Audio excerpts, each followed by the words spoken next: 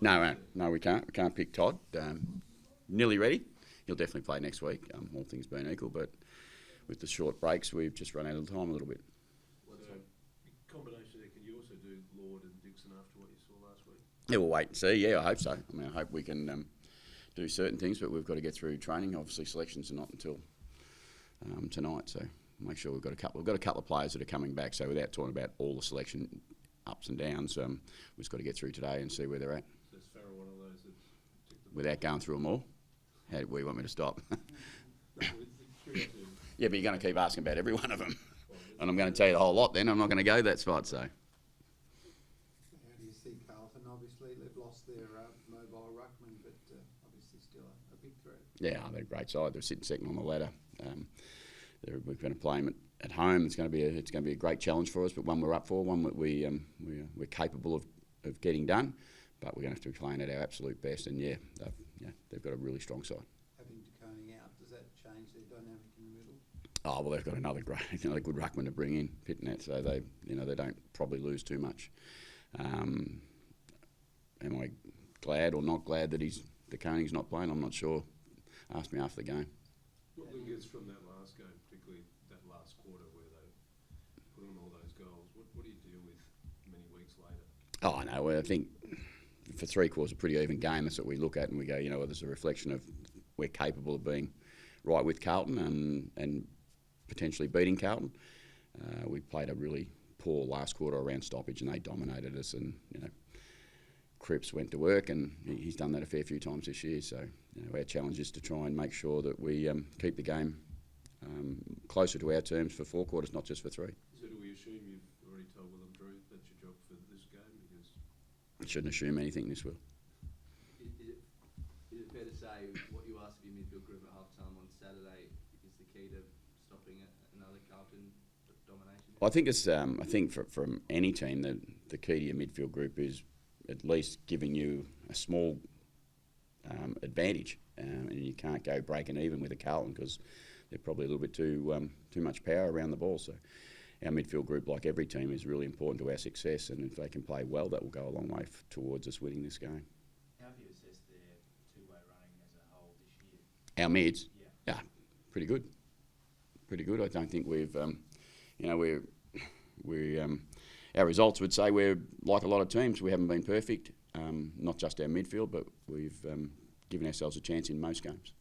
Jason said yesterday that it's not part of the best defensive midfield going around, but their own admission. Maybe that's Jace. Is that the challenge when you've got so many offensive stars in there to get that back? No, it's not a challenge.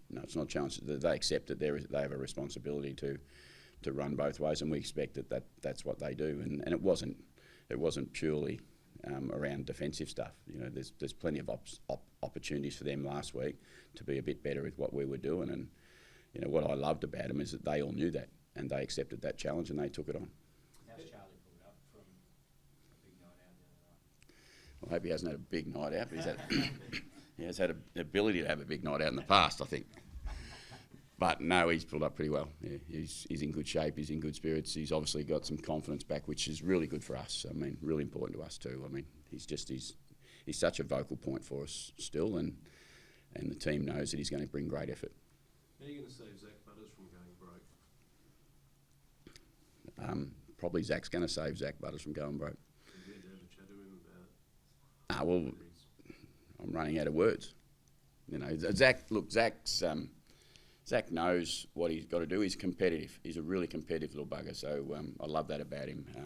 He knows that he's working really, really hard at this. So I think he was without saying right or wrong, I think he was a touch stiff this week with what went on. But maybe that's a result of what's been going on. So is it hard not to argue that he's been targeted now, particularly with that umpiring? You'd need to ask the AFL because I'm not going to enter into that conversation. It's sort of semi-rare that players can test those types of things, though. Is that an indication, though, that maybe as a club you just feel like it's getting a little bit silly now? Wow, they look borderline. That's what they looked. I mean, but the AFL make the rules, so Zach has to live by those rules. Do you hear the outside noise coming out of Perth during the week? Surely I don't have to answer those questions. We've got a big job. We've got 5 games in our season, hopefully, and more to play. And it's really clear about one thing is that I'm coaching Port Adelaide, and I love coaching Port Adelaide and have a contract to continue to coach Port Adelaide.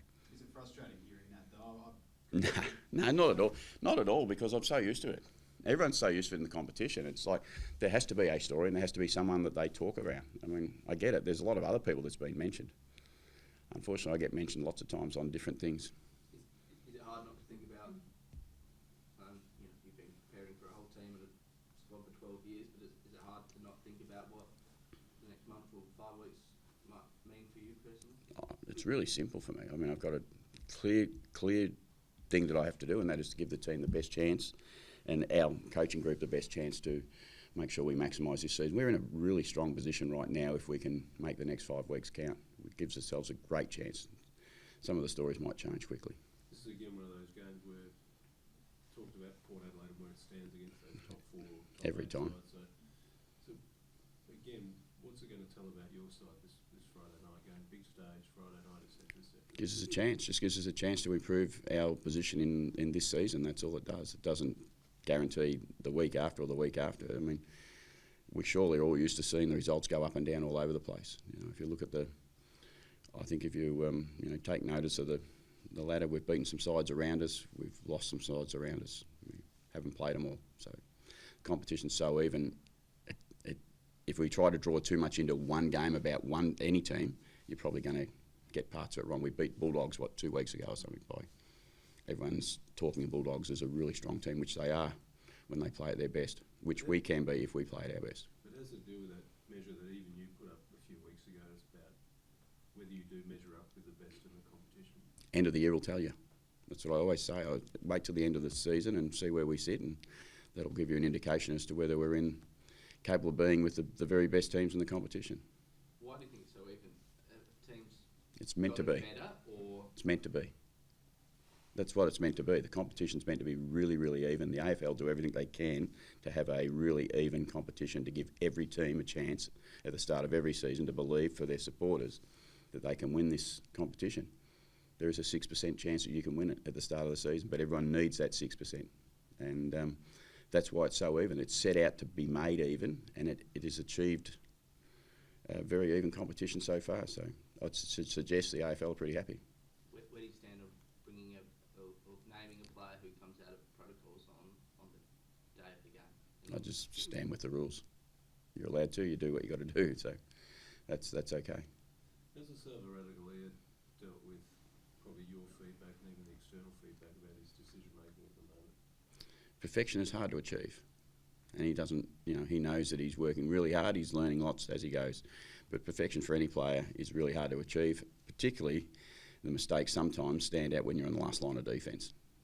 He's doing a really good job. He's working really hard to get better. Has it affected his confidence? No, I don't think so. I think he knows that he'd prefer not to make some mistakes, but if we just talk about one player's mistakes and we don't critically look at the whole group, you'll find everyone makes plenty of mistakes in AFL footy field. You a Katy Perry fan? Who? Katy Perry is the grand final entertainment. No. I don't know. That'll go viral. You've got to probably go back to Neil Diamond for me, I reckon. Sorry, Katy Perry, I don't know. All good? Can I just ask one question about Willem Drew ahead of his 100th this week? Can you just say what he means to the group and to the club as a whole? He's a really, really difficult player to summarise. He's such a team-first player. He does everything. He would be, I think he'd be very, very close to our most popular teammate. And there's a lot to be said about being that person. If you're recognised as that person in your group, you should be really, really proud. Drew is an amazing player for us. Playing his 100th game is a great effort with what he's gone through at the start. Couldn't be more proud. He's not only the playing group's favourites, but he's the coaching group's favourite as well. So we love him. Does he know more about Walsh or more about Cripps? He knows a lot about Chera, Hollands, Sard. He knows a lot about Carlton.